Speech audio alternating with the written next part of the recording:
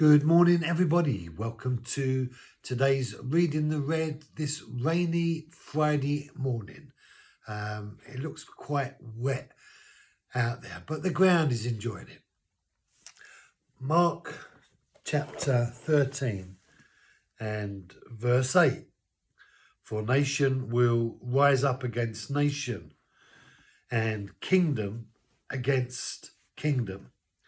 There will be earthquakes in various places. There will also be famines.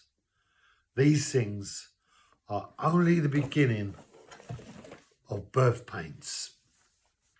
So a chronological reality to the pathway of what will be the signs and the seasons of the end of the age. And Jesus says there will be nation rising against nation. And that's been happening from the beginning.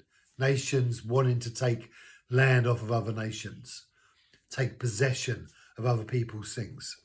And kings will rise up against kings. That's been happening for always.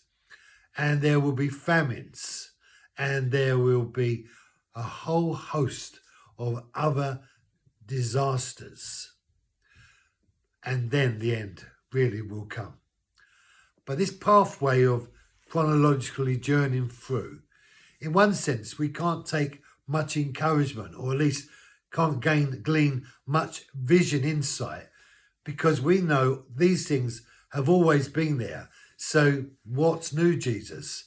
What's new about the things? How can we work out from what you're saying these things? But that little bit right towards the end of that verse, I think for us is the key today. It says, these things are only the beginnings. And the beginnings of something means it's the birth pain. And the birth pain is, we've had children, when the baby starts to come, the pain starts to come. But I guess really what Jesus is saying is that there is an intensity, an escalation. Things are quickening up. You're going to see more of them and more of them and more of them.